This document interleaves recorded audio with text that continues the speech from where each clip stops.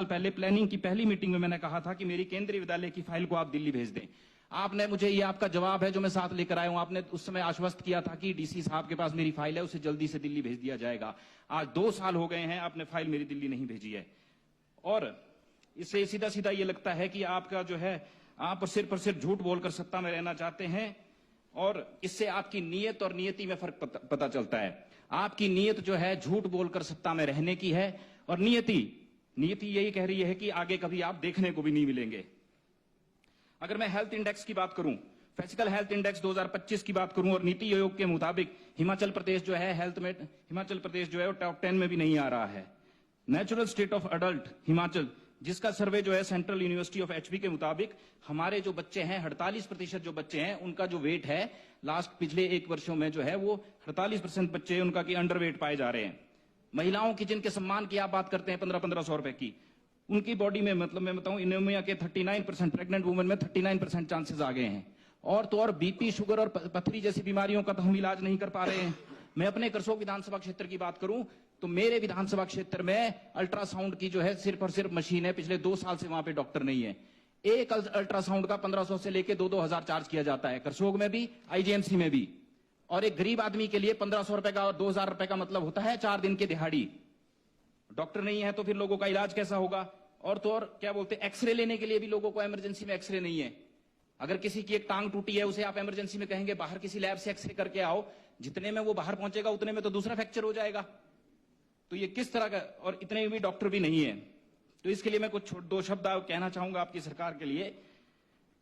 आपको जिनको ढूंढना है आप ढूंढेंगे जरूर, आपको जिनको ढूंढना है आप ढूंढेंगे जरूर, आप अपनी रूह की पहचान खोएंगे जरूर। धन्यवाद। आपको है नींद ना आने की बीमारी, आपको है नींद ना आने की बीमारी, आपको चौकीदारी पे बैठाएं तो आप सोएंगे जरूर।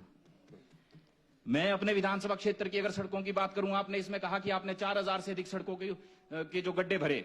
मैं बताऊं, मेरे विधानसभा क्षेत्र में भंतल पुन्नी सड़क, लथेरी बडारनू सड़क, चुराग से नागलाकोट, चुराग से ठांगर, कुफरीदार से सेंदल सड़क, कमाक्षा से चेहरा, चौरीधार से कटोल, नसवार से पाण गधिमण, कांडा से प्रांगण, बेलरधार से शलाना, बिंदला से तलैंड, सराण से पलो, और तेपन से जई, और गोपालपुर से स्केलर सड़क जो है, ये सड़कें बरसात के बाद अभी भी ठीक भी नहीं हो पाई है मंत्री जी।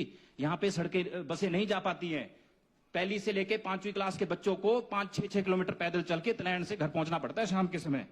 और तो और पहली बार इतिहास में सीआरएफ के तहत जो है करसोग के लिए पैसे आए। आपने सब जगह के टेंडर लगाए भाई, पिछले वर्ष उसका टेंडर, इस वर्ष आपने उसका टेंडर नहीं लगाया। उसमें ऑब्जेक्शन आप लोगों ने क्या निकाला कि बखरौड से लेके सनारली, जो कि मेन सड़क है करसोग के लिए, 1955 में बनी है, आपने उसमें बता दिया कि वो सड़क जो है बीच का 2 किलोमीटर लट्ठे में ही नहीं है। उसका मैं एविडेंस साथ में लेकर आया हूं। तो इस तरह का तो आपका व्यवहार है। और जब सड़कें ही ठीक नहीं होंगी तो टूरिस्ट कैसे बढ़ेगा?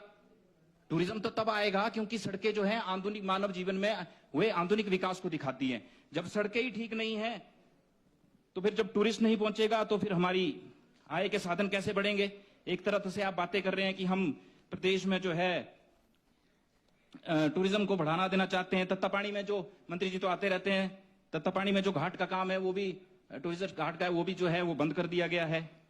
पानी की समस्या की मैं बात करूं, बरसातों में जितनी हमारी उठाऊ पेयजल योजनाएं थी, सिंचाई योजनाएं थी, वो सभी योजनाएं क्षतिग्रस्त हैं। 2 सालों, पिछले 1 वर्ष से वो कोई भी योजना ठीक नहीं हो पाई है। मैं बात करूं तेबण की, मैं बात करूं महोग की, कुठेड़ की, बेलरधार की, शलाना की, और सरतेवड़ा की, सुरता की। इन सभी पंचायतों में लोगों को आज भी जो है वो 2-2, 3-3 घंटे महिलाओं को पानी लेने जाना पड़ता है।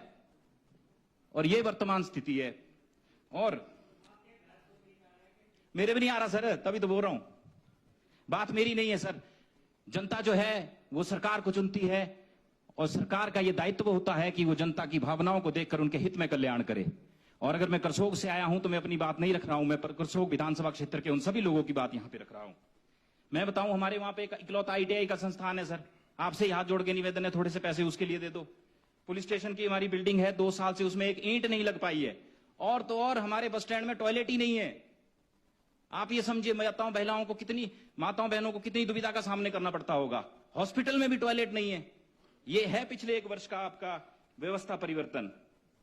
और इसके अलावा ज्यादा देर नहीं खींचूंगा, और अंत में बस आपको इतना सही कहना चाहूंगा, अध्यक्ष महोदय जी, बस 2 लाइनें उसके बाद समाप्त करूंगा।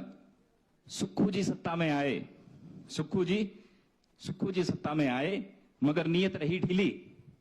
सुक्खू जी सत्ता में आए मगर नीयत रही ढीली।